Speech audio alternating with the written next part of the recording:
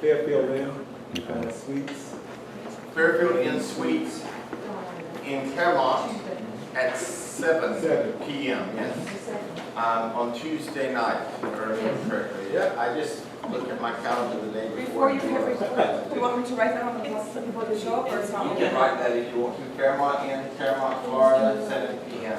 Then they can look online for the actual address and all of that. Fairfield, But- in Fairfield. Yes.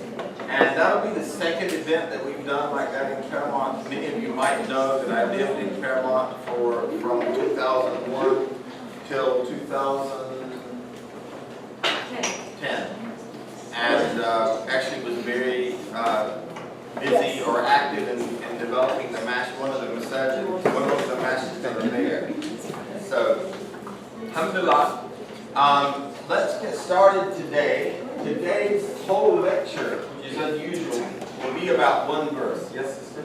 I'm sure we can still do the next door neighbor if anyone's interested. Yes, we can still do the Good Neighbor campaign. Is that a good time that you're going to do it now? Probably Christmas is not a good time, but it's time to plan one. And basically, we have a door hanger that you put on all your neighbors' doors. You put a sticker on there, a clear A3 sticker about your address. And you have an invitation to your neighbors to come and learn about Islam, and I do the speaking for you. And we usually offer Qurans, a copy of the translation of the Quran for everybody. By the way, this week I was at Eastern Florida State College for 4 lectures. So you going back on the poll? I'm going back on the 4th, so I was there for 3 lectures, and we did now over 700. Can you tell those people that I can read We this? gave out 91 Qur'ans Okay, this week. we gave out 91 Qurans in one day. There was 3 classes I lectured to, and that took us over the 700 mark for the number of translations we've given away this year. So when you support this organization, I want you to know that that's what you help us do. Because people come up afterwards and they say, this is the thing we hear the most, I had no idea. I had no idea that Islam was a peaceful religion. That's what they tell us all the time. I just would have never imagined. What you're saying is so different than what the media said. Why aren't more people doing what you're doing? That's what people say to me all the time.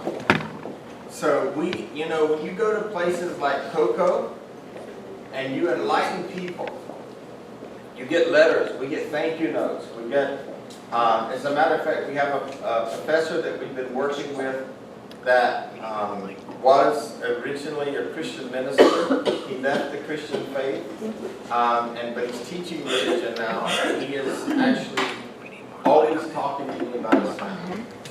So Allahu Alam, you never know what's going to happen. But that's what we're doing out there, teaching the true and peaceful message of Islam. Today there's a lot of practical information, practical stuff that you can apply to your life, and I want us to be looking for that. In verse 24, and remember when the Lord of Abraham tried him with certain commands, which he fulfilled. He, Allah, said to him, verily I am going to make you an imam, a leader for mankind to follow you. Ibrahim said, and of my offspring to make leaders. Allah said, my covenant, prophethood, includes not zalimeen, the polytheists and the wrongdoers. Allah subhanahu wa ta'ala here is informing us of the honor of Ibrahim al-Khalil, who he made an imam for the people and a model to be imitated because of the way he conducted himself and adhered to Tawheed. Now when we think that Ibrahim al-Khalil, Ibrahim, the friend of Allah, is the father of the monotheistic faith, and he was made as an example for us to follow, are people really following him today? No. Perhaps we might be following him closer than anybody else, but others are really not following him, because he was in submission to Allah, teaching monotheism, not polytheism. This honor was given to Prophet Ibrahim when he adhered to Allah's decisions and prohibitions. This is why Allah said, And remember when the Lord of Abraham tried him with certain commands. And what I want you to see here is that these trials are a gift from Allah. And if you don't walk away with anything else today, if you can walk away with the understanding that trials were given to prophets as part of their development, as part of their boot camp. Trials are given to us as part of our boot camp. Really, there's not a boot camp without trials. Because you don't know how strong your faith is until you've had a trial. And how did I do in that trial? So this ayah means, O Muhammad, remind the idolaters and the people of the scriptures who pretend to be followers of the religion of Ibrahim, while in reality they do not follow it. And we have that order today, that hukum, that mandate, to invite people to follow, to invite people to know about this faith. While you, O Muhammad, and your followers are the true followers of his religion. Remind them of the commands and prohibitions that Allah tested Ibrahim with. In verse 124, the next phrase says, which he fulfilled. So what it's saying here is that he fulfilled every single test. Now, chances are, some of us already had some tests today on the way here, or perhaps before we left. Did we fulfill the test? In that test, did we look inside ourselves and say, what does the Quran and the Sunnah say about this? And then do we imitate or implement that behavior? Or do we go into our nafs and react? So in verse 124, which he fulfilled, indicating that Abraham implemented all of Allah's orders. Allah said in Surah 53 and 37, and of Abraham, who fulfilled or conveyed all that Allah ordered him to do or convey, meaning he was truthful and he was obedient to Allah's legislation. You see, I often talk about when Muslims say, I know the Quran says this, but, or I know the Prophet said that we're supposed to do this, but. If you are saying that, are you following the legislation? No, you're not. You're saying that you mentally assent to this revelation, but you're not following it. Allah said in Surah 16, verses 120 to 123, verily Ibrahim was an ummah, or a nation, obedient to Allah. Hanif, that is, to worship none but Allah. And he was not one of those who were al-mushrikeen, polytheists. He was thankful for Allah's favors. The tests are favors from Allah. They're na'am. They're actually blessings. They don't feel like it. And that's part of the delusion. When you're in the middle of a major test, it doesn't feel like it. And what I want to point out is these were not tests like the exams that we take at high school or college. These are actual, practical, worldly tests. They aren't mental acuity exams. They're spiritual acuity exams. You can think about that. He was thankful for Allah's favors. Allah chose him and guided him to a straight path. And we gave him good in this world and in the hereafter. He shall be of the righteous. Then we have sent the revelation to you, O Muhammad, saying, follow the religion of Ibrahim Hanif, that is Islamic monotheism, to worship none but Allah. And he was not of the mushrikeen. Over and over and over again, we are told that he was not of the mushrikeen. He was not of the polytheists. He was not of those people who deviated from the teachings of Islam. Yes, brother? Does Hanif mean monotheism? No, Hanif means worship none but Allah. It's another word really for monotheism, or a true practitioner of Tawheed. Oh. Thank you. Good question. In Surah 6 and verse 161, Say, O Muhammad, truly my Lord has guided me to a straight path, a right religion, the religion of Ibrahim, Hanifan, and Ibrahim to worship none but Allah alone, and he was not of all mushrikeen. And Surah 3, verses 67 to 68. Ibrahim was neither a Jew nor a Christian, but he was a true Muslim, Hanifan, an Islamic monotheist, worshipping none but Allah alone, and he was not of all mushrikeen.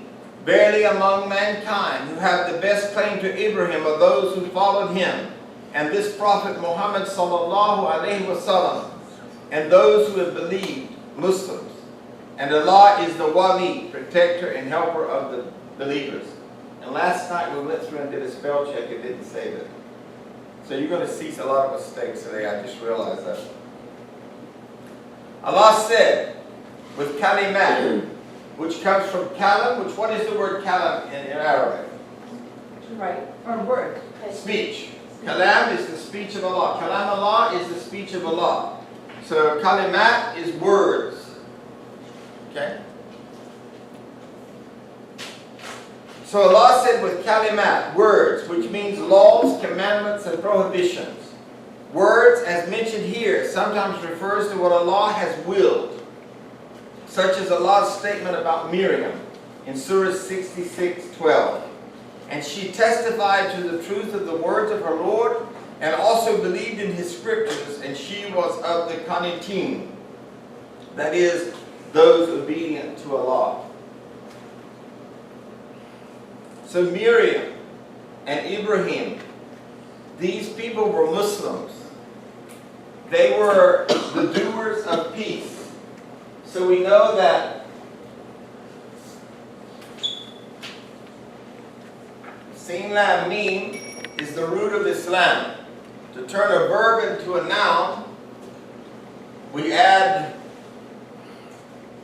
let's see, in the beginning it's like, we add mu in front of it. That's mim and wow. So Muslim, they were the doers of peace. They were the doers of what Allah prescribed. They were obedient. They were not but people. They were not, I believe this, but. They were completely obedient. Words also refers to Allah's laws, such as Allah's statement in Surah 6 and 115. And the word of your Lord has been fulfilled in truth and in justice, meaning his legislation. Words also means truthful news, or a just commandment or prohibition. So when we have a prohibition or a commandment, if we are the people of Hanifin, then we obey those words and we stay away from those prohibitions. Whatever is prohibited, we obey that. Whatever is allowed, we follow that. And remember when the Lord of Abraham tried him with certain words or commands, which he fulfilled. And we're going to look at those today. We're going to look at some 30 commands, inshallah, that Allah commanded Ibrahim alayhi salam to fulfill and how he did it. We're going to also look at commands that he was told to do that he did, and they were tests. Verily, I am going to make you an imam, a leader for mankind to follow you, as a reward for Ibrahim's good deeds, adhering to the commandments and avoiding the prohibitions. Allah subhanahu wa ta'ala has said to us that he made us vicegerents in the universe. He actually created us. He said, I created men and jinns for naught except to worship me. And how do we worship Allah? By obeying what he said to do and not obeying when he said don't do it. Well, obeying when he said don't do it, don't do it. Yeah, let me make sure I correct that. This is why Allah made Ibrahim a role model for the people and an imam whose conduct and path are imitated and followed. As much as we know that the final prophet was Muhammad sallallahu alaihi wasallam, Ibrahim set such an amazing example for us as another leader to look at as the father of Islam, who was totally so amazingly obedient to Allah. And he was the forefather of bringing back monotheism, so to speak. This is another way that we need to see him. Are we forefathers and foremothers in bringing people back to monotheism? And when we talk about Islam as da'iyas and da'is, people will often come to me and say, well, you know, I like to be a Muslim, but I don't want to wear that thing on my head. And they say, well, I'd like to be a Muslim, but I don't want to wear that thobe. And I tell them that this is not what Islam is about. Islam is not about a hijab. It's because let me tell you, there are a lot of people that wear hijabs that I don't trust. I'm just going to be genuine with you. Because I'm not safe on their tongue and hands, and I could not trust my life and property with them.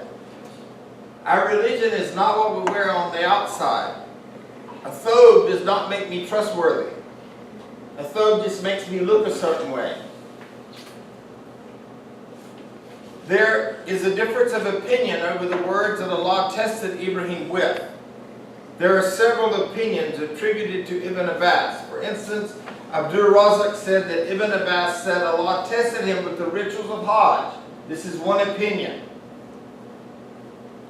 Abu Ishaq reported the same. Abdul Razak also narrated that Ibn Abbas said that, and remember when the Lord of Abraham, Allah tried him with certain commands, meaning Allah tested him with tahara. And I want to talk about this today because ideally we should have classes for new Muslims. And one of the first things that children learn in Muslim families is about tahara, is about cleanliness.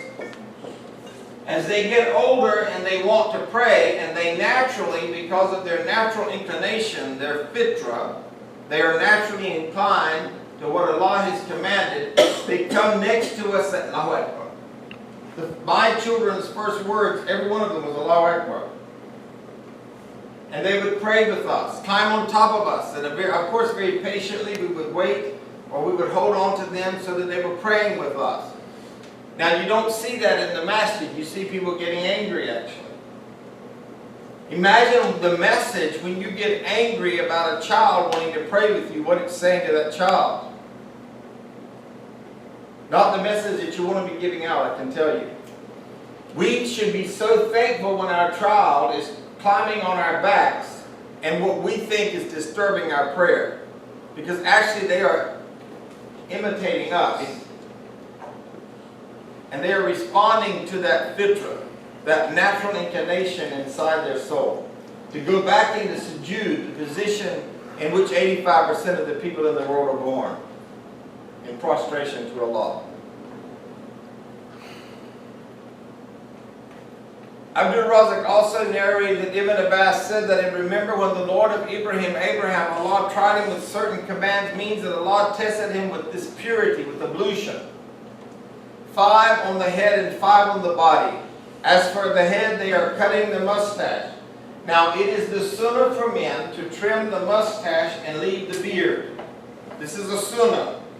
It's not obligatory, but it is a sunnah. Right? And it sort of distinguishes us from other people in that you'll see that we have these shorter mustaches and longer beards typically. Not me today.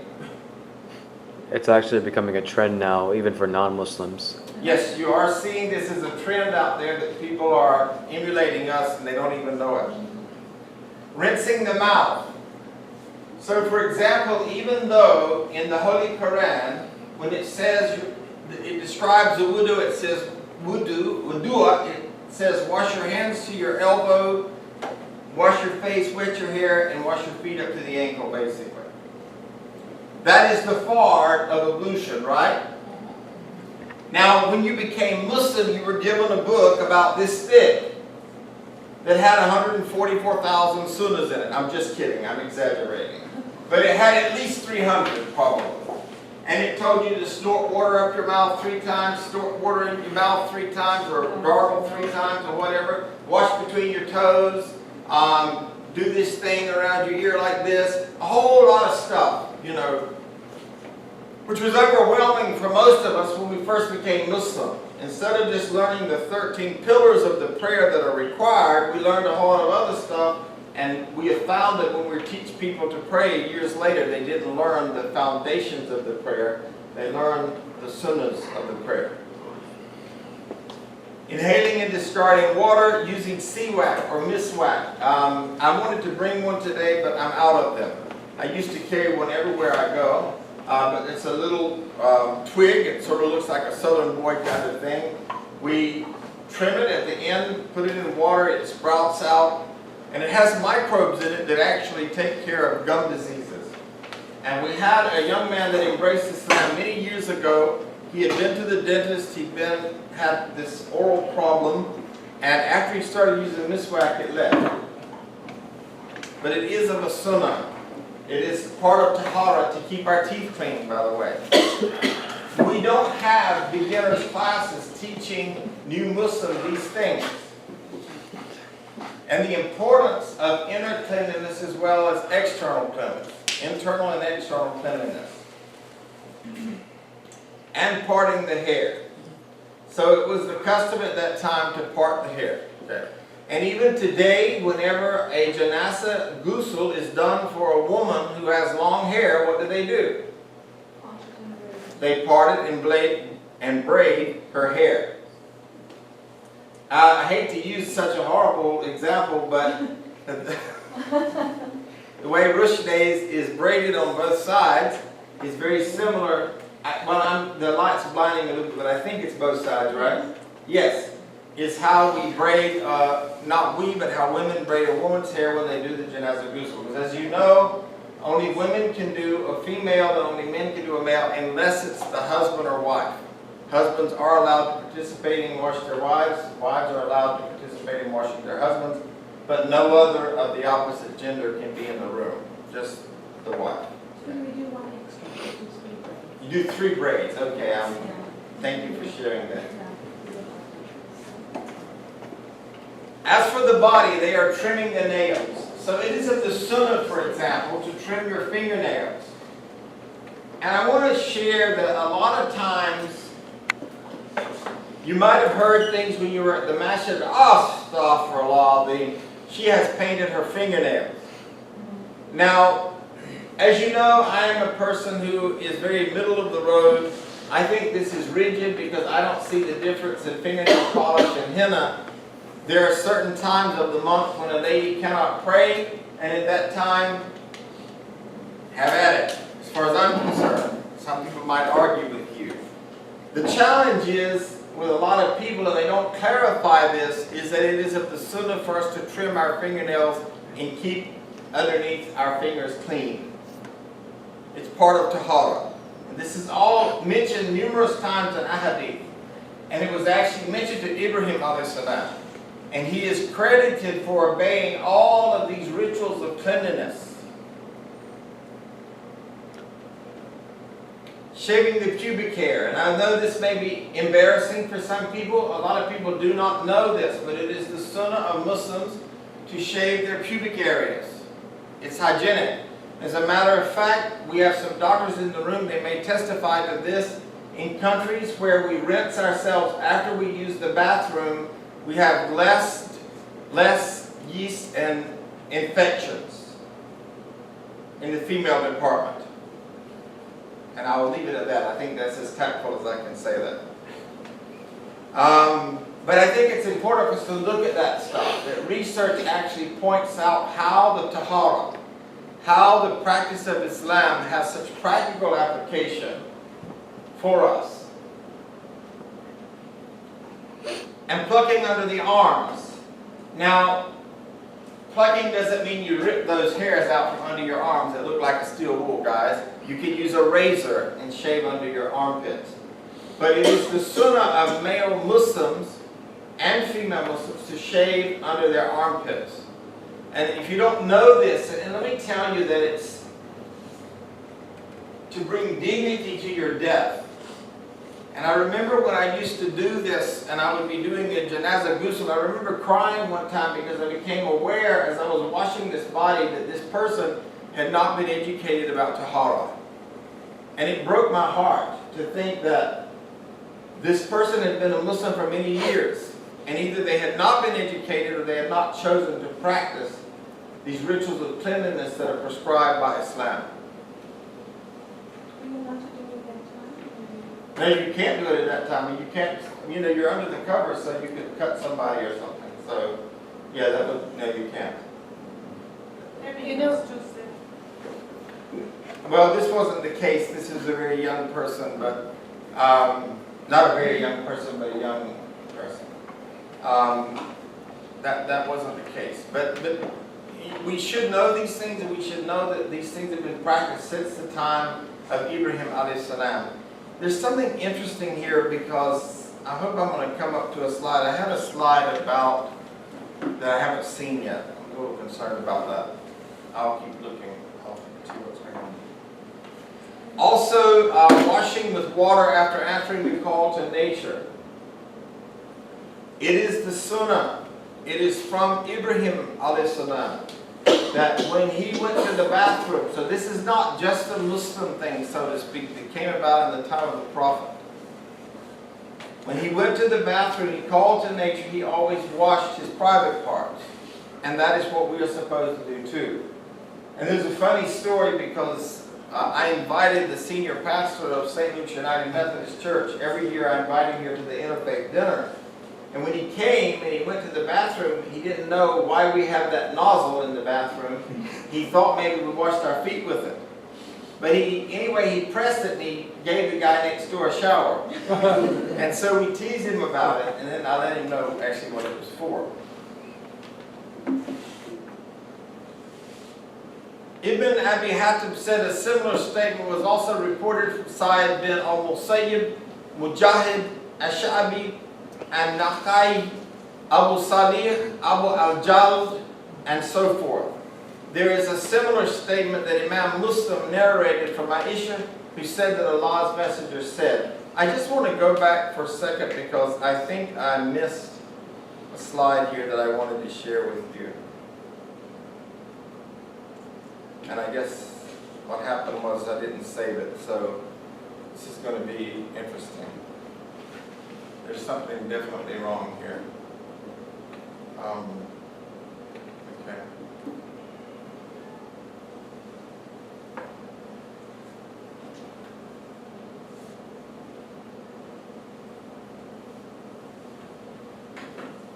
So, just check one thing out. Okay. The Messenger of Allah said, 10 are among the fitra, this natural constitution. When we talk about fitra, I think this is the best word to describe it, natural constitution.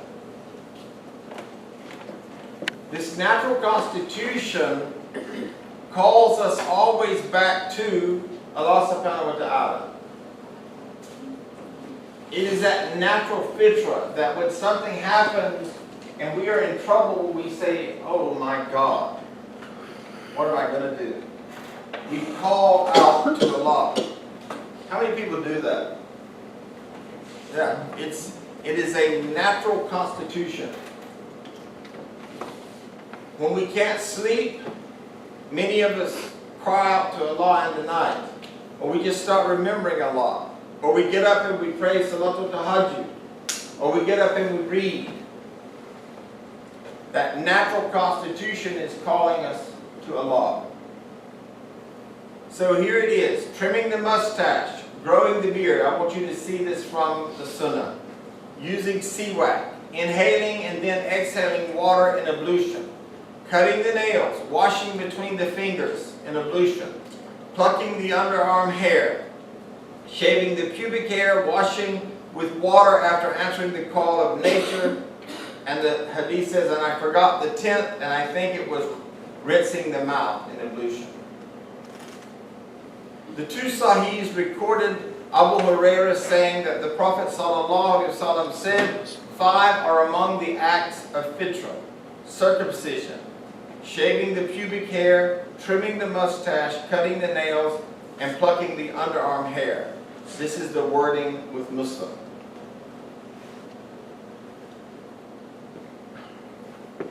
Muhammad bin Ishaq reported that Ibn Abbas said the words that Allah tested Ibrahim with and that he implemented were abandoning his disbelieving people when Allah commanded him to do so.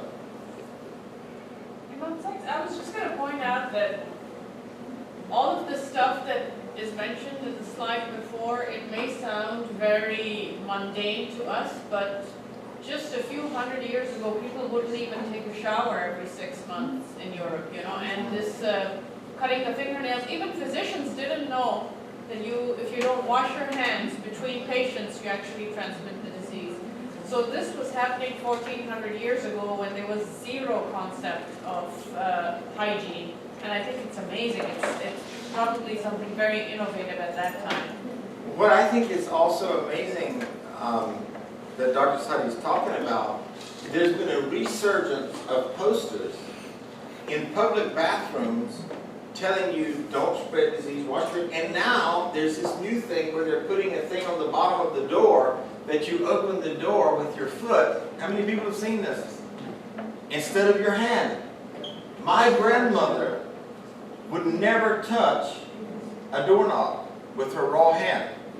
She always had a paper towel. Or ladies in that day took handkerchiefs with them everywhere, or what did they call them? It was a nicer word than handkerchief. Men had handkerchiefs. But it was a lace handkerchief, but she would never touch a door with her raw hand, my father's mother. And she would tell me, son, you get diseases, you don't want to touch that door like that. Yeah. So thank you for sharing that.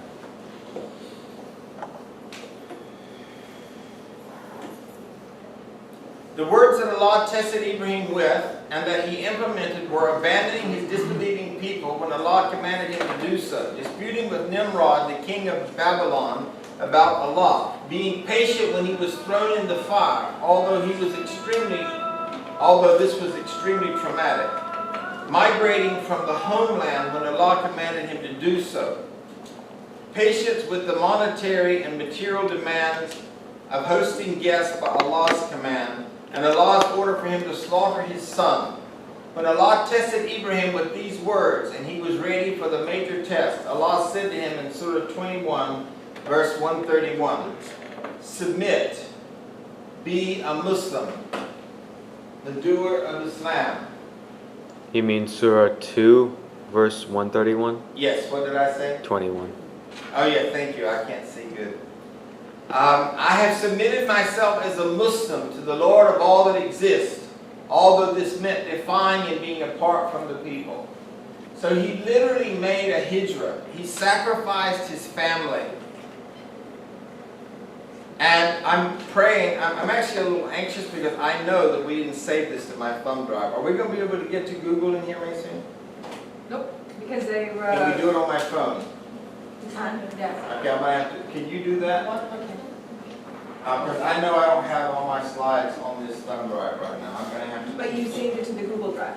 Yes. Okay. Oh, you can get there? Okay. I can get there. Is your screen bigger than mine? Because I'm going to need to use that. All right.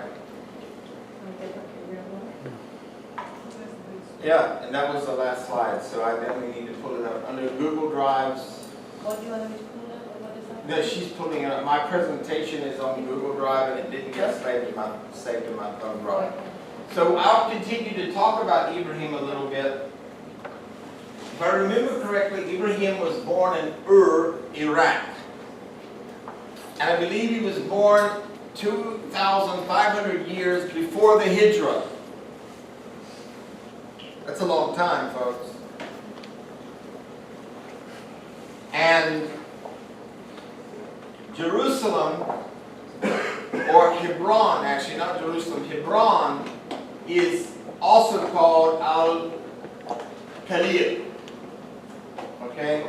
And the reason it's called Al-Khalil is the Haram, the sort of sanctuary, the tomb, Ibrahim alayhi salam, Rebecca, Leah are buried in that area where they migrated, which is near the West Bank. I have a slide on this, hopefully I can share, we can make sure I'm remembering everything correctly from my history. But what I want you to see is that when we talk about Adam alayhi salam being a Muslim, and we go back to the first prophet, here we have this person who was standing up for idolatry, the same way that when Prophet Muhammad sallallahu alaihi wasallam came along, he stood up to idolatry as well. Idolatry. Am I making myself clear? Okay, I want to make sure that you're hearing me correctly. All right. Who's Yes. Rebecca and Leah? Well, I should have known that I should have mine. Let's see. I do not remember. I believe that Rebecca, I know that they're in the lineage of Ibrahim alayhi salam and Leah, and I don't remember whose daughters they are, but they are very prominent. Rebecca, I think, is his mom. You think Rebecca is Ibrahim's mom? Okay, all right. I'm not going to say because I'm not sure, but they are very prominent features in the Bible. Yeah, Rebecca, Leah, there's a whole bunch of the women that are named in the Bible there. Are you there yet, Mason? If not, if you'll get my thumb drive, I'll have to transition to something else today. And I apologize, it's never happened before. But as soon as I was on here today, I realized that we had not saved my work to the thumb drive when we corrected it last night. I always have Lorraine go through and do a spell check for me and read them, because in my work sometimes I communicate in a way that makes sense to me, and I need a second ear to hear it and see if it makes sense. If we can't find it, Mason, if we want to, I'll just do. The one thing about opening stuff up on your phone, it doesn't always show what the desktop version is. It'll just give you a snap.